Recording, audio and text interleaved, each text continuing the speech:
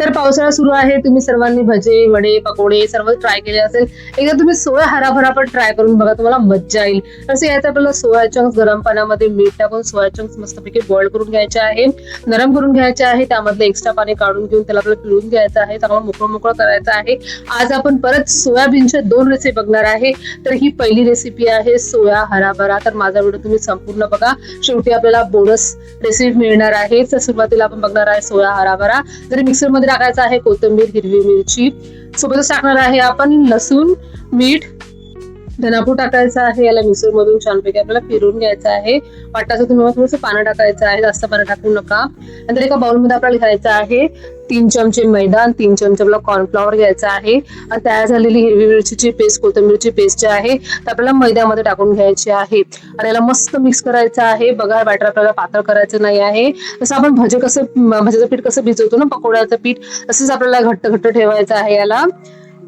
नंतर काय करायचं माहिती का, याला मस्तपैकी फेटून घ्यायचा व्यवस्थित, त्यामधले एकही लम्स नसली पाहिजे. आणि हे जे बॅटर आहे आपल्याला आपण सोया चंक्स मध्ये टाकून घ्यायचं आहे आणि हाताने मस्तपैकी मिक्स करायचं आहे, जेणेकरून सोया चंक्सला की नाही हे बॅटर व्यवस्थित लागला गेलं पाहिजे, छानपैकी त्याला टेस्ट उतरली पाहिजे. नंतर याला मॅरिनेट करून थोडं आपण 15 मिनिटासाठी रेस्टला ठेवू. तोवर आपण इकडे तेल गरम करून घ्यायचं आहे. तेल गरम झालं की नाही चेक करूया. तर तेल छान गरम झालं होतं, त्यामध्ये आपण चमचे सहाय्याने सोया चंक्स आहे मॅरिनेट केलेले ते सोडायचे आहे आणि मस्तपैकी आपल्याला क्रिस्पी होईपर्यंत तळून घ्यायच्या. खायला अप्रतिम लागते, नक्की ट्राय करून बघा. आता या पावसाळ्यामध्ये एकदा ही रेसिपी नक्की ट्राय करून बघा तुम्ही.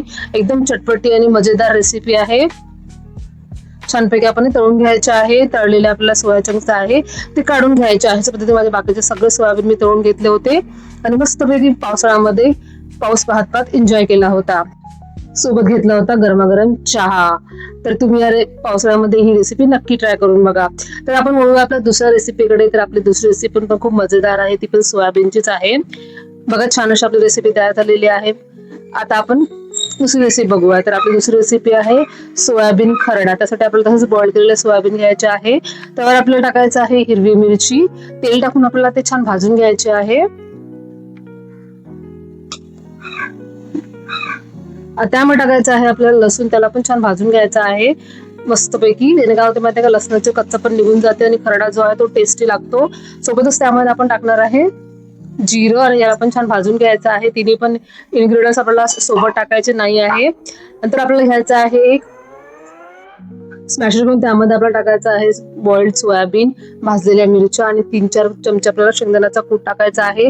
भाजलेला शेंगदाण्याचा कूट आहे माझ्याकडे रेडी तयार होता. तुमच्याकडे जर नसेल तर तुम्ही शेंगदाणे भाजून घ्यायचे आहे. मीठ टाकायचं आहे, याला मस्तपैकी आपल्याला स्मॅश करून घ्यायचं आहे.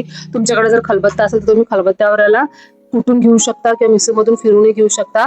जाडा भरडाच करायचा आहे आपल्याला. तव्यावर घ्यायचा आहे थोडंसं 2 चमचे तेल, त्यावर आपला खरडा टाकून त्याला मस्तपैकी भाजून घ्यायचा आहे. थोडासा कलर चेंज झाला पाहिजे, लालसर झाला पाहिजे.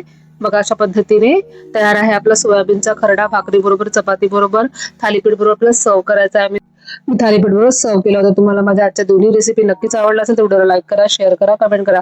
भेटू नेक्स्ट व्हिडिओ मध्ये. Bye bye, take care.